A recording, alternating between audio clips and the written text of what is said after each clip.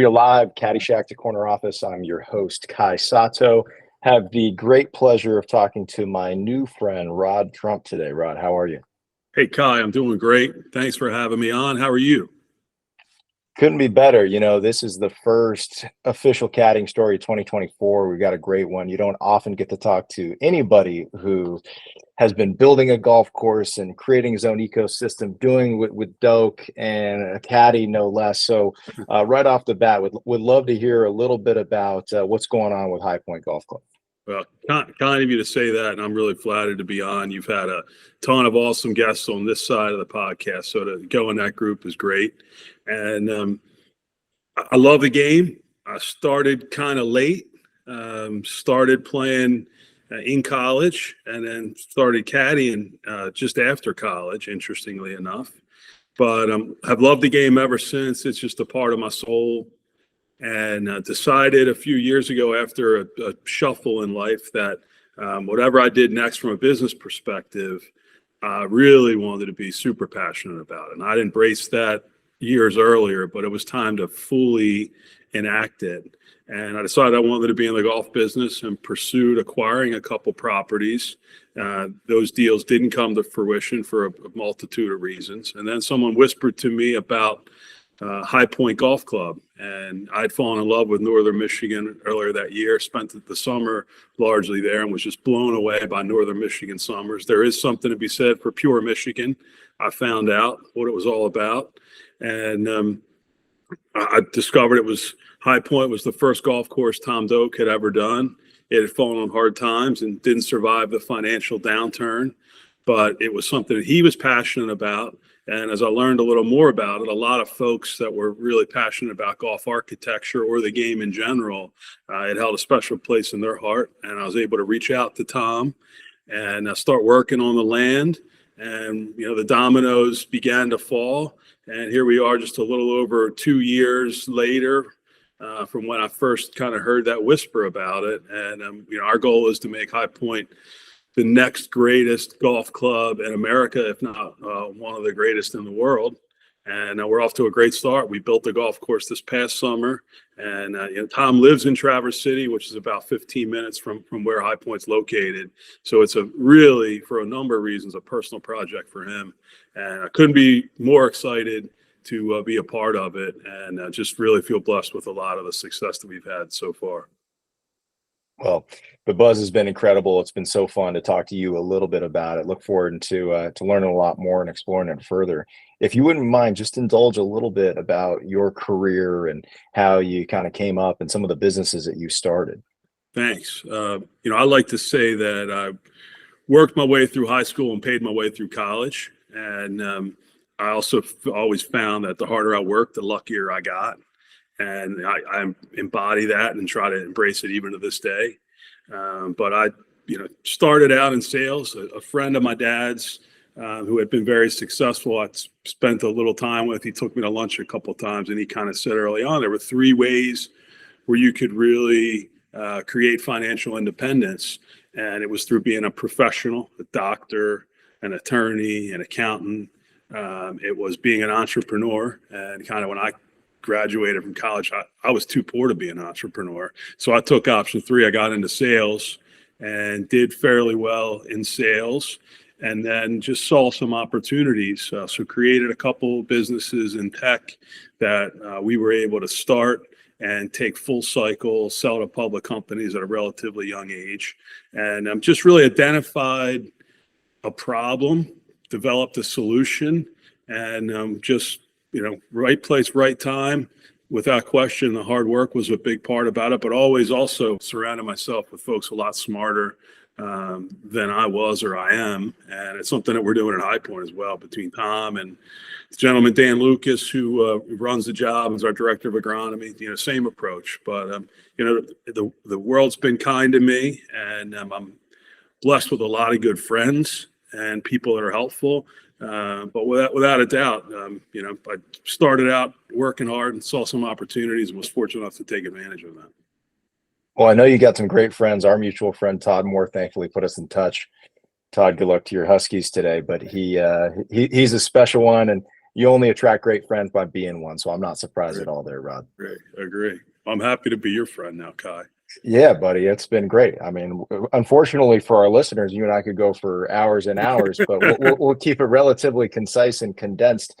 But before we talk about golf and even caddying, you were a pretty serious baseball player, and I think that is a bit of a segue. You mind talking a little bit about that career? I mean, I grew up, eat, sleep, dreaming baseball. Maybe my what could have been was cut a little short with an arm injury before kids were specialized and rehabbed and got Tommy John at 16, 17, 18, or 19. But I loved the game. I loved everything about it. When I was growing up, I mean, I had a baseball card collection, and I could tell you probably every player on every major league team, their uniform number, their current batting average, who was going to get called up from the minors that week, who went on the 21-day disabled list back when they called it the DL. And so I was a pitcher. I was always a much better pitcher than a hitter. And I was kind of a late bloomer, so I was a little undersized. But, growing up as an only child, I didn't have like a ton of siblings to, play with. And I was kind of the younger kid in the neighborhood where I grew up. So I wound up a lot of times just throwing a ball, off a wall. And it started out, maybe my parents' backyard, banging a ball off their backyard until back of the house, I should say, until once or twice I got a little wild and, took a window out that was, maybe just tying outside of the strike zone. Instead of brushing a hitter back, I was taking out some glass. But so I kind of, that's how I worked on pitching. And I was fairly proficient, and, who knows what might have come. I still have a fondness for the game. Don't follow as much as I used to, but I think that same, kind of passion, being a decent baseball player, and I could hit a 90-mile-an-hour fastball or a curveball that started at my chin and maybe flick it over the shortstop's head. But the first time I ever went to the driving range with friends, this ball was teed up, sitting still, and I'm not embarrassed to say I swung and missed. I'm trying to hit it straight, and I'm hitting a big slice. I'm trying to hit it, over to the left. I'm hitting a big hook. I was instantly hooked by the challenge, and then everything else that's so great about this game we love really drew me in. But baseball kind of led me there, and not necessarily being able to play baseball or play at a good enough level anymore. I wanted to do something, and golf became it, and it's just filled every day since. Well, there's a lot of pitchers, as we know, that are rather accomplished golfers. Smoltz clearly, Verlander's still playing. He hits it great. No surprises there. I've played with JV. He can flat out bomb it. I mean, he's a big human being, even bigger than he looks on TV. But yeah, pitching transcends well to golf, but not like hockey does. And we got a bunch of hockey guys down at Pine Tree, so it's always good to be around those guys, and they can create some speed. No question. We're accumulating quite a collection at our club at Bel Air, and JV's there as well. So nice. you don't try to maintain any club head speed competitions against those kids. They've done it for a living. So where did caddying come in? Where did you first start to caddy, and how'd you get started? So I guess kind of after college, I'd taken up, gotten bitten by the golf bug pretty strongly. And I had some friends that, played on the golf team in college. I was just kind of starting out at that point. So I was like a really bad 10 handicap, probably. Like I thought I was a 10 about to be a 4. And I was probably like a 16 masquerading as a 10 that in this day and age, we'd call a vanity handicap, and was the last guy you want as your partner at a Nassau match. But these guys, they caddied at Caves Valley, and they told me it was, pretty good pay. And it was the idea of being outside, kind of being around the game, spending time with them. And guess what? On weekends, when there wasn't a tournament, once the members were gone, you could play at 3:00 or after. And I mean, back then, this is the early 90s. I mean, I thought Caves Valley was Augusta National. I mean, it's still a storied place, and Dennis Sadisher's, one of the most decorated guys in golf, and his marks are all over that place. My buddy Bernie Najar has been a director of instruction there for a long time back. But, back in the early 90s, I mean, Caves was, it was sacred land. And as a young guy, in my late teens, I mean, it was just, whoa. So the idea of playing that was part of the draw. And but it paid pretty good too, and it was a good workout, and you got to be outside, and you certainly got to interact with some extremely successful people and learn how to interact with them, and maybe listen to some of their stories, and maybe pick up a stock tip here or there. I mean, there were a lot of neat things about it. What was it like just getting started? What was that yard like? How did you learn to actually become a caddy? Well, I mean, I think obviously playing some, I kind of knew a little bit. I knew enough to be dangerous. And, Caves still to this day has one, I think, the best caddy programs in the country. And, Dennis would, and his team would always refer to us as the red shirts, because at that point you caddied in a red t-shirt. It's come a long way since then, but we caddied in red t-shirts, and you had the towel kind of between one of your belt loops. And, by the time you'd done 12 or 13 loops, like the sides of your khakis were worn out and you were, looking to buy another pair, you were just wearing those. But I remember I think it was one of my first loops, might not have been my first loop, but I was out with a veteran caddy who will just, we'll leave him nameless at this point. But after the round, he asked me a question with a bunch of the other caddies around. And I didn't really get it at the time, but it was probably 8 or 9 of us standing around. And he says, "Hey, Rod, do you know how heavy the flag stick is?" And it was kind of like a, somewhat of a studious kid. And I'm like, "I don't know." He's like, "No, of course you don't, because you never picked one out today." And so it was a little bit of, baptism by fire there. So I think just kind of as a new caddy going out with one of the A or honor caddies, and, they would give you some direction, or obviously in this particular instance, I was clearly told what I didn't do well or at all. So it was, you kind of figured it out though. And I think, I was raised, my parents raised me to be polite and to be courteous and to kind of observe. So I think like some of that things that it's important in a caddy to kind of know when to talk and know when not to talk. Those things were innate. So it was more about the intricacies of, well, should I stand here? Should I grab the flag? Should I ask him, wait a second, that guy, if you lose his ball in the woods, like he's cutting your tip in half and he's going to, curse at you for the next 3 holes. Like different things you learned on the job. You didn't know until you did it. But there were some things that I think, I had walking in the door. Along those lines, were there any glaring mistakes, anything particularly noteworthy or especially embarrassing along the way? Because we all seem to make plenty of them out there. I don't really think like glaringly embarrassing. I can remember there was a particular member, relatively famous guy, former Major League Baseball player. And obviously, when you're caddying, you stand facing your player, with the bag there. And he might ask for a 3-wood. And if you pulled it out, or if you let him pull it out and you didn't take the head cover off as it's coming out, you could be standing obviously on his right facing him as he's about to hit the shot. But if he had to take the head cover off, the head cover got tossed left on the other side of him. So now you got to sit your bags down, shuffle over, pick it up, run, grab, if he took a divot, grab. So I won't forget that one. I think that really is something that here it is. This is 30 couple years later, and I still remember it. And it's kind of a lesson in, how you treat people and how memorable that might be.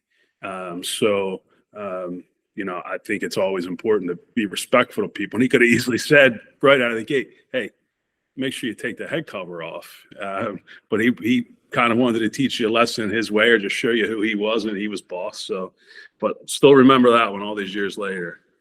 What were the bags like when you were looping? Were they kind of these big Burton bags people talk about with extra shoes in them? Were you doing 2 at a time? What was that? What was that layout? I'd say all over the board. I mean, we would switch some bags out at Caves. Caves it was a corporate club. So there were events and there was a lot of business entertainment. So I remember once standing where the caddy would normally stand, a guy hit like a 3-wood so far off the toe, it hit my foot like 89 degrees to his right.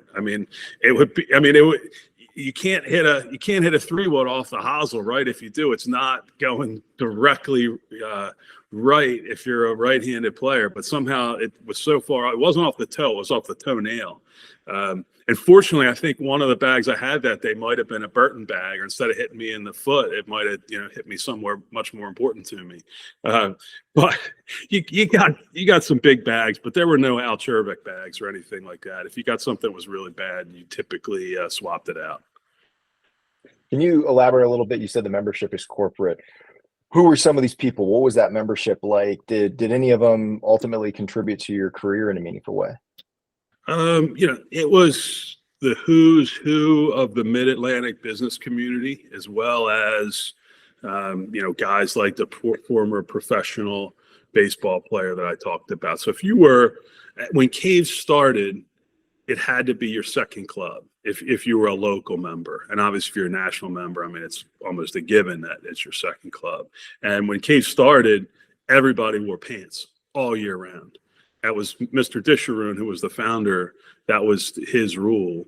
And you wore pants. And I'm telling you, there are days in the summer in Baltimore, 95, 98 degrees, 98% humidity. I mean, you could bake bread down there, at the turn. I mean, you were looking for the gold bond, anything that you could get. It was brutal, but you wore pants, and the players wore pants, and then that changed for the members and their guests. At some point, Memorial Day to Labor Day, they could wear shorts. And I believe, I've gone back. I've had the good fortune of going back many, many times as a guest and playing in some tournaments there, which was really cool. It was the first time that you did that, it was like in a sense of accomplishment. It was like, wow, man, I used to be here and I used to carry bags for these guys. And now, I'm one of them. And I had a good fortune of playing Seminole with a dear friend last Thursday. We played in 40-mile-an-hour wind. I mean, Seminole was, it was a 10 out of 10 day, meaning it doesn't play much harder there. And I wound up the caddy, and the caddy was caddying for me. We have a mutual friend who actually caddied at Caves with me. We went to high school together. He caddied. He's a caddy to this day. He caddies at Seminole. He did the loop between Seminole and PBA. Amazing guy. He was an amazing golfer when we were growing up. And so whenever I'm there, inevitably his name will come up. His name's Serge. And Serge is a great friend, and he's had a great experience, great life in golf, and he's an amazing storyteller. And he got sometimes I'll grab a rake and grab a bunker, and depending on who the caddy is, well, no, I'll get that for you, Mr. I'm like, no, I spend time on that side of the bag. You go help my host. Let's keep us moving. I got this. Don't worry about me. And I've seen some of the most successful guys that I know. A dear friend who I know has, I believe, been on your podcast. He's part of that 13 billionaires collection. I've played with him a number of times, and he's the first guy to, when the caddies get split, to throw his bag on the shoulder or to grab a rake. And I know he caddied, obviously, because he was on your podcast. But it's just about we're kind of all in it together, and we're all just sharing this game, and it's just, in my opinion, the best way to play. So having that experience of being on that side of the bag, and now most of the time being on this side of the bag, it's special. But since those days of caddying at Caves, I had a longtime girlfriend who was a USGA level player, and I caddied for her and a couple ladies, US Mid-Ams. And my buddy, whose name I mentioned earlier, Bernie Najar, I caddied for him a couple times in US Open qualifiers. So I've still spent some time on that side of the bag. And 2 years ago, we took a team from Pine Tree to play in the inaugural St. George's Cup at St. George's Hill outside of London.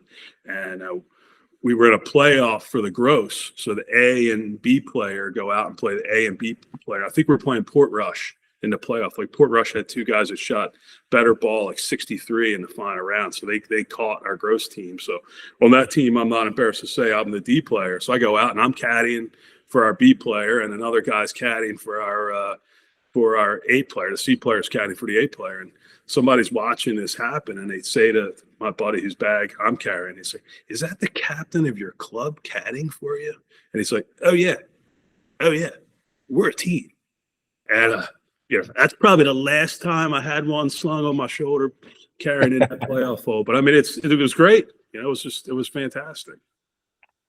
No, I always have in the back of my mind, maybe try to caddy when I in retirement, get some exercise, travel around, see some courses you haven't seen, maybe help sponsor and back a player or something like that, and shepherd him or her along in their career. I mean, sadly, this is one of the few things I was ever decent at. So yeah, it's something, you know, I don't necessarily rush to come out of retirement in that regard, but I'm happy to hear that you're still getting on the bag and looping, and obviously it translates to so many things that we do in life and in business. Yeah. Were there any kind of big lessons that you pulled out of your caddying experience?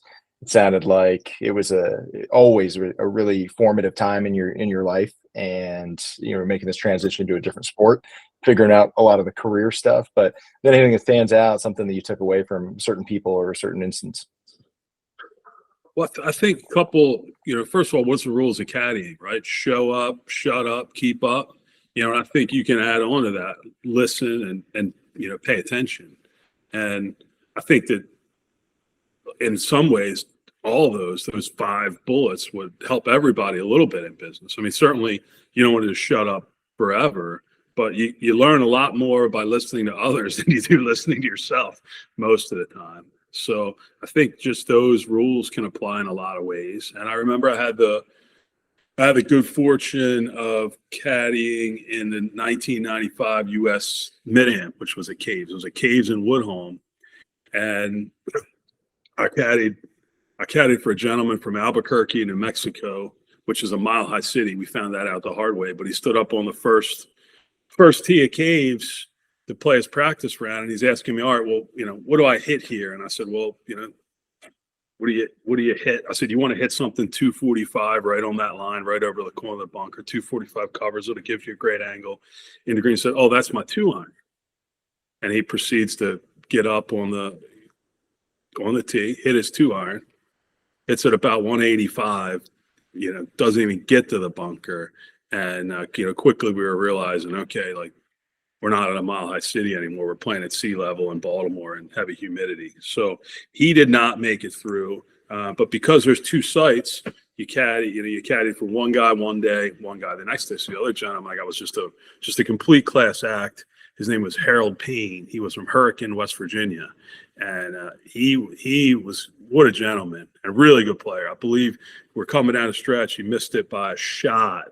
And we're standing there looking at the board together. And there was a gentleman in his group that got through, Dirk Most from Westerville, Ohio. And Dirk, I think, had played at Georgia Tech. He had a bunch of stories about taking down or playing against Davis Love in college. Really good player. And Dirk had been in the Harold Payne group. And he went to our pro and said, he said, hey, I've had so-and-so caddy through the past couple of days. There's this guy, Rod, out there that his guy didn't get through. I'd really like to use him. And I kind of wasn't like, I was not an honor caddy. I was still a relatively new caddy. That was my first year out there. And he just liked my temperament and kind of liked my approach, and he could see I was a hard worker. And that's obviously, again, that's something that here, all these years later, almost 30 years later, I can remember that story. And it was just about kind of doing the right thing, right? Like hard work, pay attention. So if those things ring true today, whether it's for me and what I'm doing with High Pointe or anything else. And if it's somebody is caddying and thinking about, well, hey, how can I, make a difference? Like if you're caddying for somebody, chances are they've done or they're doing something in life where they're successful. And if you make a good impression on them, you never know what doors may open up. So just like in anything, no matter what job you're doing, if you take on the challenge, if you accept the responsibility, do it and do it well.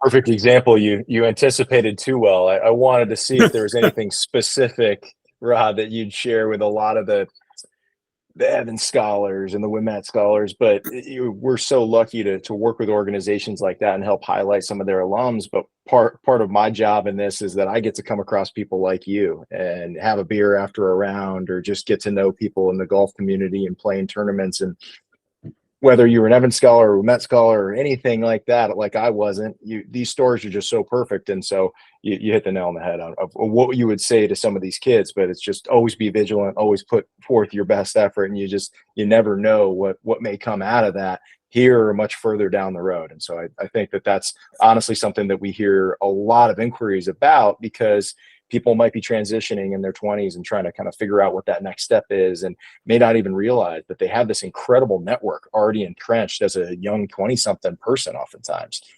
And you can go do anything, much like you, in sales and go into entrepreneurship. And there are people, if you do it right, who believe in you and vouch for you and want to support you and see you succeed. And so that's where caddying can be so unique. Completely agree. Completely agree. The folks that you meet when you're caddying, obviously you don't say at the end of the day, can I send you a resume, or yeah, you mind if I look you up on LinkedIn? But people want to help, like people, most people are inherently good, and most people, everybody's been through stuff, and people want to remember who helped them, and they want to pay it forward. And so I think that, when somebody's looping and they're on that bag, and they, the person that they're caddying for, there's people, maybe, not everybody's that way, but the majority of people, they're looking for ways to help and ways to make society better, especially with this great game of golf. The people that you meet and the relationships you develop on all aspects of this game, it's just some of the greatest people in the world. So without a doubt, most people that are playing this game, they move to a different beat. And, just the whole, what's unique about golf, right? We police ourselves. We call penalties on ourselves. So that says a lot about our character. And as a result, that says a lot about, I think, who we are as human beings, and that, there is a willingness to help, and that we want to do things the right way for the right reasons. Well, case in point, your willingness to help me out with this. You had to twist your arm quite a bit, but it's a story that not even Todd knew. And so I was so keen to want to make sure that we got that down and people know not only what you're doing now, but where it all started. So I really appreciate it. Before I let you move on with your day, have you come across any other stories, other people that you think we should talk to that would be inspirational like yours? There's a couple people that I can remember, being on the bag with. I can think of a couple people that I'm close to now. So I've already mentioned it to them, and some, as you probably know, sometimes certain folks want to fly below the radar and want to stay out of the limelight. But hopefully, when I can share this with a couple friends of mine that I think would be good at telling their story, that it would be inspirational, that would help others, that maybe they'll change their mind. Maybe they all won't, but maybe a couple of them will. And I assure you, if a couple of these guys do, you'll want them on, and their stories will make positive impacts on others. I will look forward to that. Thank you. If I can pander to them or anybody else, always, I get to see what's written in. I get to see, and I need to share even more of that. But you just never know which little kernel or little seed can germinate into something so big for someone in his or her life. And so that's why I kind of got off my ass to start this thing going. And fortunately, a community has kind of kept emerging, and will keep growing. But it's exactly that, just trying to make sure that you use those stories to maximum benefit to others. Without question, I commend you for what you're doing. I'm really honored to be a part of it. And any way I can help you, by all means, I'm happy to. And I just say keep up the great work. Rod Trump, thank you so much for sharing your official caddying story with Caddyshack to Corner Office. Have a great day. Thank you, Kai. You too.